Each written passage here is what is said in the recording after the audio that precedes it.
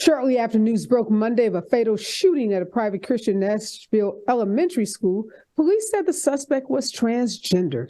This detail, according to trans people in the state, has poured fuel on an already combustive environment that has led many of them to fear for their safety. Within 10 minutes of police saying that the suspect was transgender, the hashtag trans terrorism trended on Twitter. Twitter temporarily restricted Representative Marjorie Taylor Greene's congressional account yesterday after she repeatedly posted a graphic that referred to a trans day of vengeance. According to a screenshot Greene posted on her personal account, Twitter said it had temporarily limited some of her account's features with full functionality scheduled to be restored in just 7 days. Congress remains gridlocked on gun control measures in the wake of the school shooting in Nashville that killed 6 people, including 3 9-year-old children. President Joe Biden has said that he's done all he can do to address gun control and urged members on Capitol Hill to act. House Speaker Kevin McCarthy also would not answer questions Tuesday on whether any congressional action should be taken on guns after the latest mass shooting. U.S.-Israel tensions over judicial overhaul burst into the open in response to sharp criticism by President Biden. Prime Minister Benjamin Netanyahu said that Israel would make its own decisions. Republicans face setbacks and push to tighten voting laws on college campuses. Party officials across the country have sought to erect more barriers for young voters who tilt heavily Democratic after several cycles in which their turnout surged.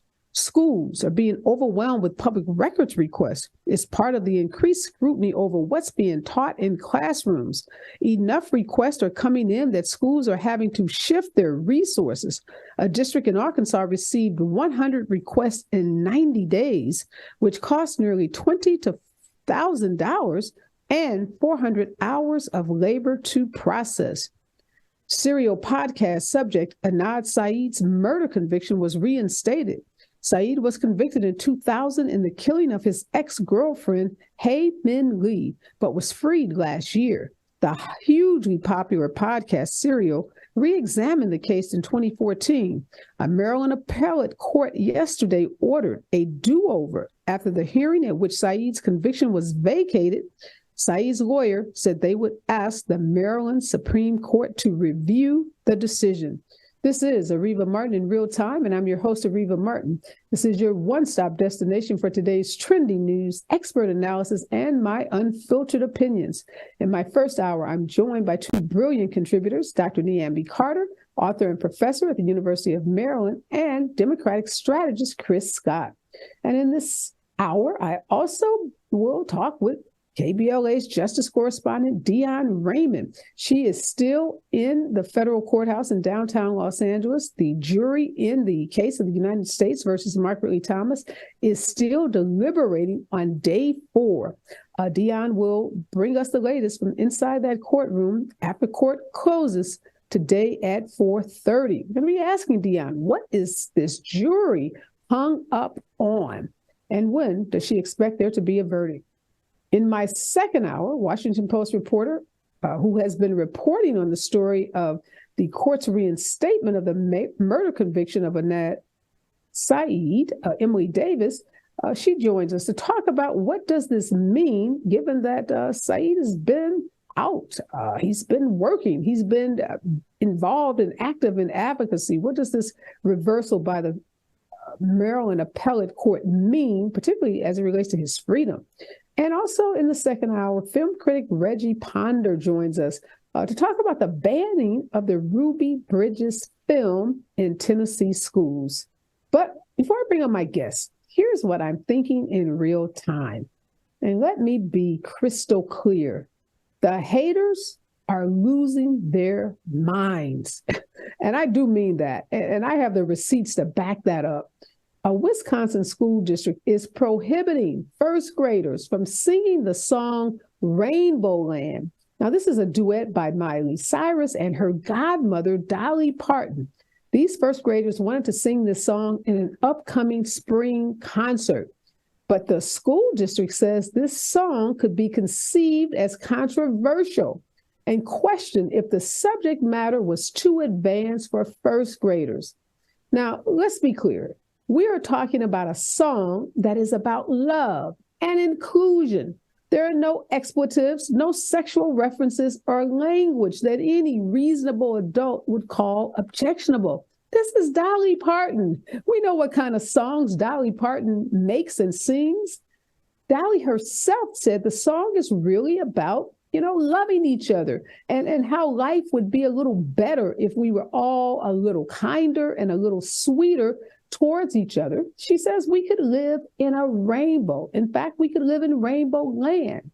Miley Cyrus said some of the lyrics are a nod to different races, genders, and religions, and people embracing people's differences. First grade teacher Melissa Temple said her students fell in love with the song when she first played it for them, and they were very, very disappointed by the school's decision to pull the song from the spring concert. This teacher also said she's worried that the ban of Rainbow Land is tied to a broader effort to curb discussions of LGBTQ topics in the classroom.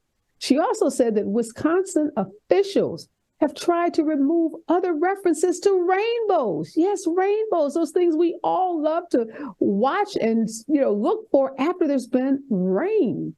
She says the school wants to ban all references to rainbows, and that last year, the administrators asked teachers throughout the district to take down, get this, any rainbow decor. Those rainbows that we all colored in school had to be taken down, and to stop wearing rainbow lanyards or any clothing that displayed a rainbow. The teacher said, look, we're just trying to support inclusivity, the love and acceptance that's represented in this song. How could it in any way be construed as controversial or political? This teacher is absolutely correct. The state legislators, the school officials, all of these people who are on a mission to prevent references to inclusion, to the LGBTQ community, or people who just dislike Miley Cyrus or Dolly Parton, or who want to wipe out concepts of inclusivity. These people are all on a fatally flawed, reckless, and hopeless mission. The reality is an unprecedented number of people in the United States identify as LGBTQ, and young people, especially Gen Z, are driving those numbers up exponentially. And more importantly, we have always had queer people in this country.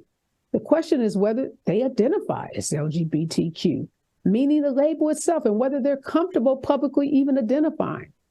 See, this is where we have to stand up to the the haters. We got to stand up to the haters. We got to confront the fear and the stigma that is driving these unwarranted attacks on first graders, on school districts, and on entire segments of our population. See, someone's sexual orientation, their gender identity, that doesn't define who they are as a person. And every first grader that I've ever encountered, and the 3 that I raise, can clearly handle hearing and singing Rainbow Land. It's not the song, it's the haters and their hateful mission that first graders can't handle. Now, that's real talk in real time. When we come forward, more in today's trending news and my expert contributors right here on KBLA 1580.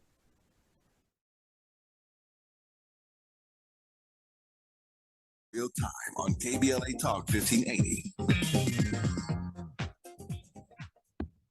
Need legal help? Attorney Jovan Blacknell is an aggressive trial attorney specializing in criminal defense and civil litigation. Look no further than the law office of Jovan Blacknell. From personal injury to criminal defense, Jovan Blacknell has the knowledge to protect your rights. The law office of Jovan Blacknell understands the stress and anxiety that come with legal issues. That's why the law office of Jovan Blacknell supports the right to a fair trial. For Los Angeles Council member Mark Ridley Thomas, are you facing a legal battle? Log on to fightforjustice.com. Don't go through it alone. Let the law office of Jovan Blacknell fight for your rights. Log on to fightforjustice.com. Let the law office of Jovan Blacknell take the worry and stress out of your case. Call 310-469-9117 today for a free consultation. That's 310-469-9117 or log on to fightforjustice.com. Law office of Jovan Blacknell, where experience and dedication make the difference. KBLA Talk 1580 celebrates Women's History Month. Spotlighting women leaders in our community, we're creating positive change. This KBLA Women's Leaders Series spotlights Jacqueline Williams. Please meet Jacqueline Williams. She's a Walmart market manager in Redlands, California. Jacqueline started as an hourly stocker and was promoted quickly to department manager, to Tire Lube Express manager, to operations assistant manager. From there, she became a market technician specialist managing multiple Tire Lube locations in Walmart. Her leadership and strategic management of successful Tire Lube Express got her promoted to shift manager, store manager, and market manager. Jacqueline oversees 9 Walmart store locations in San Bernardino County with P&L responsibility of over $850 million annually. Responsibilities include direct leadership of 9 store managers, 7 store leaders, over 70 assistant store coaches, and 2,800 hourly associates. Jacqueline's leadership talents have been on exhibit at Odyssey Corporate Boot Camp in Basine, Women in Leadership events, Women in Retail, and has been a speaker at Southern California External Diversity Recruitment Event and more. KBLA and Walmart salutes Jacqueline Williams. Discover credit cards automatically double all the cash back you earn at the end of your first year, which means, wait, hold up. Question for the audio engineer. Go ahead. Did I read that right? Discover automatically doubles all your cash back? Yeah, that's what the script says. So if I get a Discover card right now, I can earn twice the cash back. Apparently. Wait. Unlimited first-year cash back match, only from Discover. See terms and learn more at discover.com/match. Before new Cascade Platinum Plus, I would pre-rinse all my dishes because my old detergent just wouldn't get them clean. But now, I do dishes differently. And no pre-wash, no rewash, money-back guaranteed kind of different. Because Cascade Platinum Plus has double the grease fighting power of Dawn built right in, with twice the scrubbing power, giving me a clean that lets me break all the dish rules.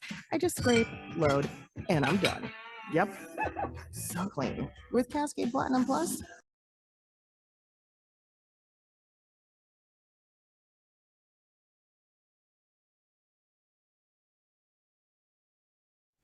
I'm back, and here for today's trending news and analysis is Professor Niambi Carter and Democratic strategist Chris Scott. Welcome back, Dr. Carter. Always good to see you, my friend. Thank you for having me. Good to see you as well. And welcome back, Chris. Thank you for joining us again. It's always a pleasure to be here. Well, I'm going to start with you, Chris, because Republicans are nervous. And they're so nervous about the youth vote and the fact that the youth vote is trending towards Democratic candidates that they're doing everything in their power to make it difficult for college students to vote. Some of these states won't even accept your college identification as appropriate or, legitimate identification to vote. What do you make of what's happening and the fact that in a lot of these states, the Republicans are losing, thank God? Well, I think it definitely screams desperation on their part. But the sad part is in some of these states, particularly in the Midwest, states like Ohio, where Republicans do control all 3 branches of government, it's their last-ditch effort to hold on to what fleeting power that they have left. We know that a lot of college students have just been increasing over time, especially since the Obama years. And I look at a place like Ohio, where you had a bill like HB 458, where they're restricting more, where you can't even use your college ID to vote on campus. Most college students, if you have a passport, you're not bringing it to campus. If you're coming from out of state, you're not changing your driver's license or state ID. So they know exactly what they're doing. But the only way that I see us really being able off this is if we enact federal policy like we have with the John Lewis Voting Rights Act to make sure once and for all they can stop these horrendous, desperate attempts at restricting democracy for our next generation. Yeah, what's not disheartening, Professor Carter, is that rather than change And rather than make their party more inclusive, make it more attractive to younger people, they just try to cheat. Like, okay, y'all not voting for us, so we're going to make sure that you don't get to vote at all.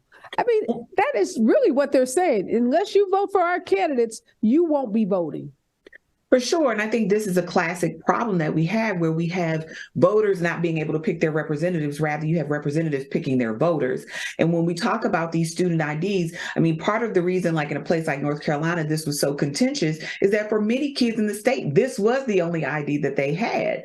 It's a state issued ID in many cases. And when you have a state saying, well, unless your university meets these requirements, it's not permissible, you are essentially charging people for the right to vote, which is supposed to be illegal. And I think that's something that we come to often, is that a state will enact these kinds of voter ID laws and then say, well, you have to abide by them, and then not provide any way for people to have access to free IDs. And we know this is a really popular thing for kids to do. I mean, part of the reason young people pick certain schools is because they want to vote in a place where their vote is going to be consequential. So they pick North Carolina or Tennessee or Texas or Ohio, right? These places that have really lively electoral systems, only to get there and be told that they're excluded from this voting system because they have a student ID and are technically not residents of a state. So this is going to be, I think, an ongoing issue, because we've seen what happened in 2020, where young people were very motivated and turned out in very large numbers. And we've seen it in state race. I mean, we saw the kids in Texas at Prairie View standing in line for hours because they had limited the number of polling stations that were available to those kids. So I don't think this is going to I think this is going to backfire. I should say, and that this is going to actually push those young people to participate more rather than less, because they are so angry at this sort of lack of fairness, and more than lack of fairness, right? But this real attempt to disenfranchise them. Yeah, and we know that young people were really motivated in this last midterm election, partially by the overturning of Roe v. Wade. In Idaho, just between 2018 and 2022, they saw a registration jump of 66% amongst young people. And you said it, Dr. Carter, there were more young people voting in this election. There was a large number of young people voting, but still not the numbers that could be voting. Chris, I think they're not only afraid of what they saw, they're afraid of what they know can come in the future. Because if young people really got, organized, you would see more young people voting and surpassing the voting of baby boomers and older people. Right now, older people are still voting in greater percentages than millennials and Gen Z. But do you think that's really the fear too, Chris? Is like they know that if like every eligible 18-year-old plus voted, oh my God, it would be game over. They don't want to try to cater to the new audiences, the new generations. At the end of the day, they know the only way they can win is if they make you feel disheartened enough where you don't even want to attempt anymore with millennials, with Gen Z. But again, like we saw in a lot of places in 2022, you're only getting more motivated because you know that's not going to work. The more you try to take away my vote, the more I need to wonder, why is my vote so precious in the first place? So between taking away the vote, between what we're seeing them try to pass with critical race theory, it's the last desperation attempt to turn back the clock and hold on to what little power that they have left, because they know if they do not adjust, the Republican Party does not have a future in American politics.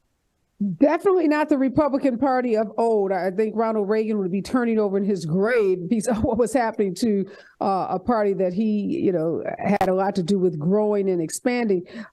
Dr. Carter, I knew it was only going to take a matter of time before there would be tweets, before there'd be social media posts, and before the MAGA crowd would come after this shooter in Nashville, and not after her because she was able to buy all these guns or she walked into the school with 2 AR-15 rifles and a handgun, but because the police said she was transgender. And so we get the trending hashtag, trans terrorism. Donald Trump Jr. makes some ridiculously incorrect statement that we've seen an increase in the number of trans, people who are committing mass murders when we know it's white, male, cisgender folks, cisgender white male, I guess is the way you said, who are committing most of these mass murders. But what do you make of how quickly this shooting, that we should be focused on gun control and safety in the schools, has now become a part of the culture wars about trans people? Unfortunately, I think this was a gift to Republicans because we've seen a number of places where they've already been passing anti-trans bills, everything from not allowing young people to have gender-affirming care to bathroom usage and other kinds of indignities that trans people have been forced to suffer in states like Tennessee. So this was the perfect storm of things for them, because now they can point to this, and I guess I don't know what they're going to do, but ban gun rights for trans people, these gun rights that they care so much about. But I think this is another way that Republicans show their hand, right? Which is you go after this particular person, but that's what they sort of always do. Go after the shooter, talk about the need for more good guys with guns, and do everything but address what the real pink elephant in the room is, which is everybody knows that guns in most circumstances makes everyone's life less secure. And if we couple that with the types of weapons that people can have access to, like assault weapons, a ban that they helped to overturn, by the way, then they can sort of keep the hate going and leave the foundation unchanged. So you can talk about this today, but then there'll be another Uvalde, there'll be another Columbine. I mean, I think they said we've already had over 100 mass shootings in 2023, and we're only 3 months into the year. So this is already letting us know that Republicans do not care about gun control. Republicans do not care about doing anything that is going to make us safer, our children safer. They said that after Sandy Hook. And I think when you look at a place like Tennessee, where you can carry a gun, whether you have a permit or not, you can open carry or not. Like, Tennessee is basically the wild, wild west where guns are concerned. So I don't want to hear about this person being a trans person. This person bought their guns legally in that state. And what's worse? Go ahead, Dr. No, I was just saying, all this hand wringing is really about nothing. This is about the laws that they put in action. Yeah, and even this shooter's parents said she should not have had access to a gun. So, Chris, not only are they jumping on to the trans issue, which is a non-issue because your gender and your gender identity has nothing to do with this mass murder. Mm-hmm. They're jumping on to this, the tried and true, out the playbook again, mental health issues. It's not guns. This person had some emotional issues. She was under a doctor's care, and we need to invest more in mental health. Of course, they're not going to do that either because a lot of these southern states won't even expand Medicaid, won't expand Obamacare for fear of doing something that would, make him look better.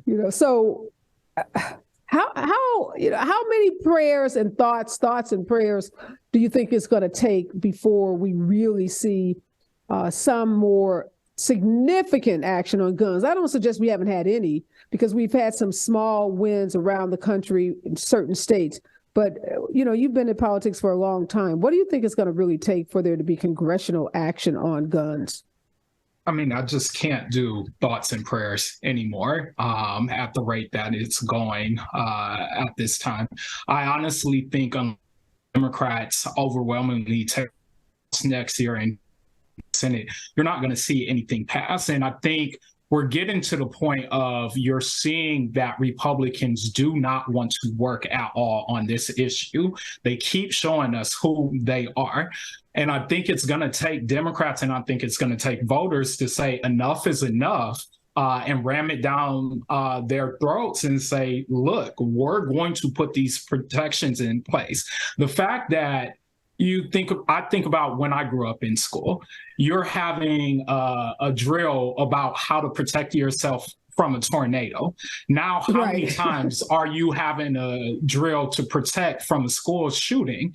In kindergarten, no less. And so, again, unless we do something to vote them out and just unequivocally take that power, I don't think it's going to happen, because they're always going to find a way to distract from the actual issue. And to go back on to what you said about mental health, it's sad that it happens right after Biden does these executive orders and actions to try to expand on that, which we know if we were doing full background checks, somebody with mental health issues wouldn't be able to get the gun in the first place. But you don't want to talk about that. No, and, we got to be clear, too, that Democrats, even when we have had control of the House, the Senate, and the White House, we have not passed an assault ban, a ban on assault weapons. So we got to be really clear when we get back in control, and hopefully that it will be 2024 of the House, and we have the Senate and we have the White House, that we take action. Because at this point, we're not as guilty, obviously, as Republicans, because at least we want to talk about it, we want to work on it. But the next time we have control of all of the houses, of both houses and the White House, we have to do something about this, because we just can't continue to watch our babies die. Yeah, I'm from the Midwest, too. I remember those tornado drills, these, active shooter drills. You still get 3 dead kids. The police, they said, responded pretty timely. As timely goes, you still have 6 dead people.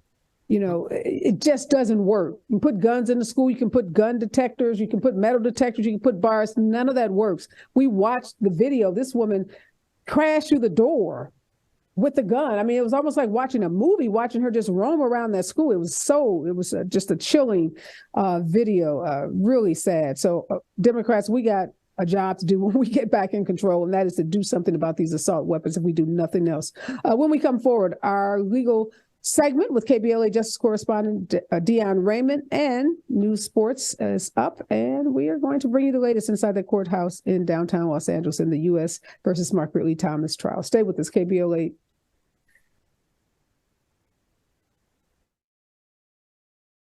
More of Areva Martin in real time when we come forward.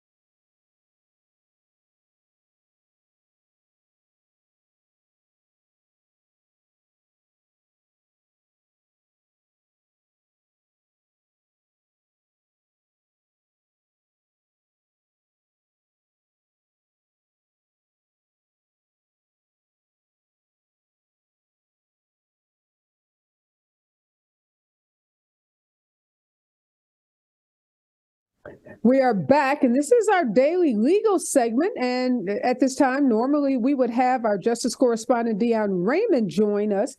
But I got a text from her just literally minutes ago saying that she was called back into the courtroom. This has been a very busy day. This is day 4 of deliberations in the United States bribery trial involving Mark Ridley Thomas.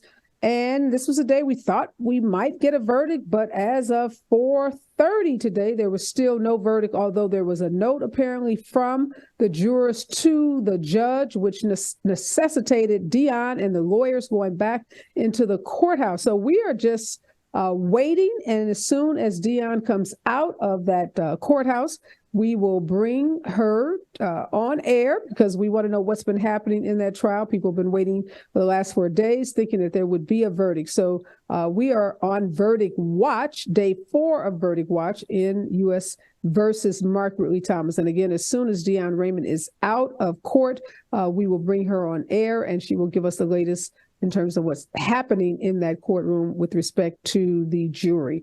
But joining me now are my expert contributors, Chris Scott and Dr. Niambi Carter. And just before the break, we were talking about the map, the Senate map, and Democrats getting in control of both the House and the Senate and the White House and passing gun control legislation. And I said with such confidence that we were going to take the House back, maintain the Senate. And I was reminded on break with my brilliant contributors that I might have spoke too soon. So let's talk about that, Chris. My optimism won't necessarily, cause us to keep the Senate. Where are we vulnerable as it relates to 2024 in terms of the Senate? Well, we're looking at Senator John Tester in Montana. You're looking at Senator Sherrod Brown in Ohio and Senator Joe Manchin in West Virginia that are 3 most vulnerable seats that Democrats have and have a real shot at actually losing. I think you're going to see a lot of money spent in those races, particularly in Ohio. Democrats have not been faring well since Obama won and carried the state in 2012. And so there's a lot at stake. You hope in some of those states, again, particularly Ohio, they have abortion rights. That's going to be on the ballot. So you hope that boosts turnout. But there's nothing that we can really take for granted in any of these races at this point. Yeah, you raise a good point, Chris. I was so hopeful that J.D. Vance would be defeated in Ohio in this last midterm. And he was MIA, he wasn't campaigning consistently, he was making weird statements about women and domestic violence. I mean, he was just a weird candidate. And yet he eked it out. I don't even know if he eked it out. He won, and now he's a U.S. Senator from the state of Ohio. You are so right. I am worried about the Senate now that we talk about it. And you raise a good point, Dr. Carter, saying, look, it's not just the Senate, it's the Supreme Court that we also have to be worried about because they've been poking their nose in the whole gun issue. And so far, the rulings have not been favorable in terms of any kind of sensible gun control laws. What do you expect from that court, even if we were successful at the Senate level, Professor Carter? Of course, I mean, the court picks their cases, so they clearly want to have a voice in this issue. In the Bruin case out of New York, for example, I mean, the case was not about whether people could own certain kinds of weapons, but where could people carry those weapons? The Supreme Court basically said people have an interest in carrying a weapon for safety outside of their homes. So, and they don't have to have a special reason why, like they do security, or there's a domestic violence survivor who might have a former partner trying to attack them or something. So they said that that was an undue burden on the public. And now you see, even in states like Maryland and other places that are supposedly liberal, more stricter, having to acquiesce. So essentially for $100, 8 hours of your time and a more extensive background check, you can get a concealed carry permit. I think that makes everyone less safe. You think about road rage. We had just come off the heels of Uvalde when this came out in 2022 in the summer, right? And then we immediately saw what happened in Buffalo. I mean, just shooting after shooting, all the evidence says this doesn't make sense. But the Supreme Court said, people's constitutional right trumps the rest of our safety. You imagine what this looks like on a subway in New York City. Right. If somebody has a gun, the kind of damage that could be unleashed there. So I think even if we do have a Senate, a president, a House that is willing, you have a Supreme Court that has shown that it is more than invested in overturning this. And if their precedent is there, then making a law that is in contradistinction to the Supreme Court is sort of a fool's errand. It might work for a little while, right. But if the Supreme Court decides they're going to hear this, then we're back at square one again. And this court has been increasingly activist on issues like abortion, like gun rights. And to Chris's point earlier, this might be actually undoing the Republican Party in certain kinds of ways rather than helping. Yeah, I just wish that we could have a real and a very honest conversation about the Second Amendment and what the Second Amendment says, what it doesn't say, what the founding fathers intended the Second Amendment to do, rather than this very distorted. I think about the Second Amendment and the way we think about it, the way we're taught about it as Americans, in the same way, almost like Christopher Columbus, right? So for years, decades, we were told this lie about Christopher Columbus discovering America. And to this day, many people, will argue with you and fight with you, and over that pronouncement, over that false historical narrative. And a similar false historical narrative has, gained a foothold in our country over gun rights and over the Second Amendment. And it's almost like we can't shake it. And the gun activists have, just taken control of the narrative, and they just drive that Second Amendment in ways that are, to our detriment, that are antithetical to the historical narrative, the true historical narrative. But because we can't teach history in schools, we can't even start to have a real conversation about the Second Amendment. We can't have very many real conversations at all in school. And this brings me to a case or some breaking news out of D.C. that I'm sure you are already on top of, Professor Carter. This congressman, GOP from Alabama, Representative Gary Palmer, recently, as recent as this afternoon, referred to public schools in Washington, D.C. as, quote, inmate factories, quote, and he said this at a congressional hearing on oversight of the nation's capital. And these Republicans were basically criticizing the city's leaders on issues of drugs and crime. It's an explosive hearing. This council member basically told the president of the Washington, D.C. City Council, the chairman, Phil Mendelson, you've got crappy schools. Your schools are not only dropout factories, he says, they're inmate factories. How explosive is that, Chris, for a Republican congressman to call schools in D.C., and mind you, the schools in D.C. are 21% Black, 17% Hispanic. So we're talking about predominantly children of color that go to D.C. schools. And to have a congressman say these are inmate factories. Unfortunately, it doesn't surprise me coming from a Republican congressman, let alone one in Alabama. Should be the last person talking about anybody's schools with how Alabama's schools are doing. But in general, Republicans love to throw stones at issues and matters that they keep tearing apart. We know what they have done to public school funding throughout the country. And so to even throw that out there, it's egregious, it's insulting, and it's really deplorable. Yeah, and let's just, go there. It's racist. It's just racist. It's coded language for, the kind of racism we see coming out of the mouths, the racist statements, I should say, coming out of the mouths of a lot of these elected officials. I'll give you the last word on this. Professor Carter, you are in the DMV. I'm sure you're familiar with the D.C. school system. You know what's happening in D.C. around crime. But to call the schools inmate factories, that is so offensive. It overlooks the dedicated teachers. It typecasts and stereotypes children. If you're going to a school and you're like, well, damn, I'm just here to go to jail. I'm just learning to be an inmate. How demoralizing is that for our students? I think it's true. You're right. It's demoralizing. It's racist. It's all of that. It tells you something about how people think about the children of the district. And listen, DC public schools have struggled. There are legitimate problems in DC public schools. Parents will tell you that. Staff will tell you that. The kids who go there will tell you that. But to call them inmate factories is already preordaining what we think is possible out of these children. And certainly the school to prison pipeline is a real thing. We talked about it the last time I was on your show. But to suggest that these kids, by virtue of going to public schools, which given the cost of living in the city is what most people can afford to do, it's what they pay their tax dollars for, it's what they have a right to as residents and taxpayers in this city, already tells you what kind of investments we can expect people to make in DC's children, particularly public school children. And given the fact that DC is still not independent, right? They just tried to overhaul their criminal justice code, in part to address some of these equity issues and how we treat children in the juvenile justice system, if we can call it that, right?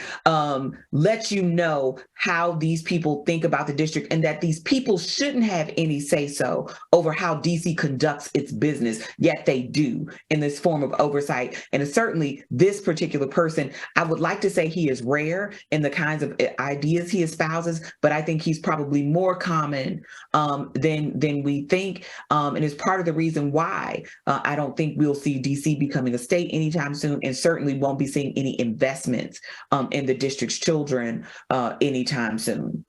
And let me correct the record. I made a mistake. I misstated the percentages in the DC schools. 57% of the school district is Black, 21% is Hispanic, and only 17% is white. So you're talking about a really majority minority school where 57% of these kids are Black kids and 21% are Hispanic or Latino kids.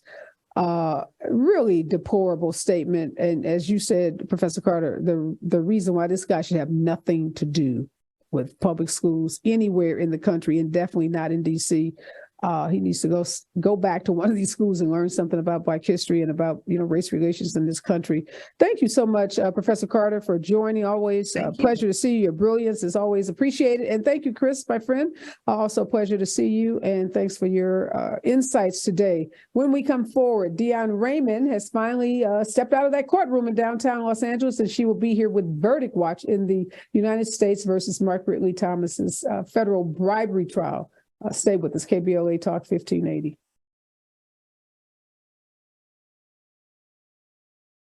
In real time on KBLA Talk.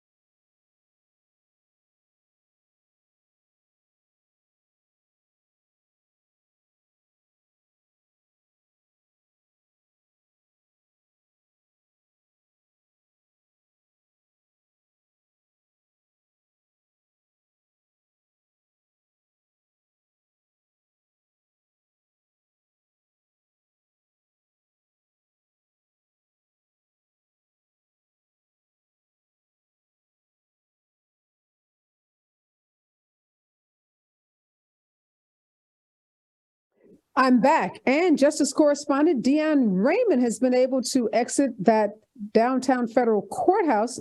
Court concluded today at 4:30, a little over 4:30, because there were a number of questions today. We are on verdict watch in that trial, United States versus Mark Ridley Thomas, and it's day 4, and there is still no verdict. Deon, take us inside that courthouse today. Areva, like I said yesterday, this case is very, very active. There is no lull to be had. The lawyers had to come back this morning at 7:30 to brief the judge regarding a question that the jury had regarding what is an official action with respect to being influenced or rewarded concerning city business, and is that unlawful? Not long after, we were called back into the courtroom with another jury question regarding scheme and plan and bribery. After that, there was another question, again, about jury instructions, and we just left also with another question regarding jury services. And I have to say, one of those notes to the judge was that the jury was asking to work past 2:30 today until 4:30. So there was some thought around here in the courtroom that they might be closer to a verdict, but they left at 4:30, and they left the judge and the lawyers, as they have done before, with yet another question. So the lawyers have to go back to their offices tonight, do some homework, hit the legal books, hit the LexisNexis online, write a brief, and come back in the morning, 7:30, and make arguments to the court as to what is the appropriate answer to the jury. This is, as you have said, a very, very active case. And I go back to the prosecution's original premise throughout this case, that it was a simple case about power, privilege, and lies, and that there are emails and actions, and it was going to be very simple. This case is far from simple, according to the actions of these jurors who are now in their 4th day of deliberation and clearly grappling with what appears to be some very complex jury instructions, because we are 11 questions in, 9 or 10 of them substantive questions. How long can this go like this, Deon? Well, as you know, Areva, it could go on for a little while, but I think at some point even the judge may have to, even ask if they need some kind of additional help, but typically, as you know, that only happens if they're hung, and a judge would send them back to see if deliberating further would assist them. But clearly, we are not at that point yet. I do want to let you know, Areva, since I'm here, and try to give a bit of a snapshot to those who have been listening in. Also, what has not waxed and waned is the participation from individuals from the community who have an interest and who are supporting Dr. Mark Ridley Thomas. The side of the courtroom for the public that is, typically for the defense has been full, Areva, every day, and today included. Wow. Good point to note that the support for Mark Ridley Thomas is not waning. There is high interest. We know that. It started even before the trial started with this huge prayer vigil that was held at one of the larger African-American churches in town. We know pastors have been in that courtroom. We know noted authors, professors like Dr. Cornel West have been in that courtroom. We know constituents have been in that courtroom. We know the Los Angeles community has rallied around Mark Ridley Thomas, many believing that these charges are bogus, believing that he is completely innocent, believing that the government committed gross errors in the way they investigated this case, and some even believing that the FBI, the star witness for the government, perjured himself on the witness stand. I'm sure we'll hear a lot more about that once a verdict is actually in. Deon, I know you will be back there first thing in the morning, and other than just waiting to see if these jurors have more questions about these complex jury instructions, what else are you going to be looking for tomorrow? I'm going to be looking for a verdict. Every time we go in and, you just think this might be it, particularly since they asked to work later. I'm looking for a verdict, Areva. And also, in terms of the interest, there are also other members from the media who have been in this courtroom consistently as well. And everybody is verdict watching. And so it's definitely got us all on the edge of our seats. Well, right here on KBLA Talk 1580, we have the most comprehensive coverage of the trial. We have our own justice correspondent inside that courthouse who comes to the station every day, 4:35 typically. And now that we know the court, it may be allowing the jurors to go until 4:30. We may be switching your time and having you come on a little later to give you an opportunity to get out of the court house and to get to the nearest phone, the nearest computer. But can't thank you enough, Dion. Your coverage has been phenomenal. And I get so many folks hitting me on social media, hitting me up on my text messages saying, thank you to KBLA for this coverage. And, just because we have someone like you providing that daily coverage, we're able to keep our listeners and our viewers informed. And right here, Verdict Watch tomorrow, we will be back. Dion Raymond will be back. Stay tuned for what happens in that trial, U.S. versus Mark Ridley Thomas. When we come forward, more trending news, the stories that everyone is talking about right here on KBLA Talk 1580.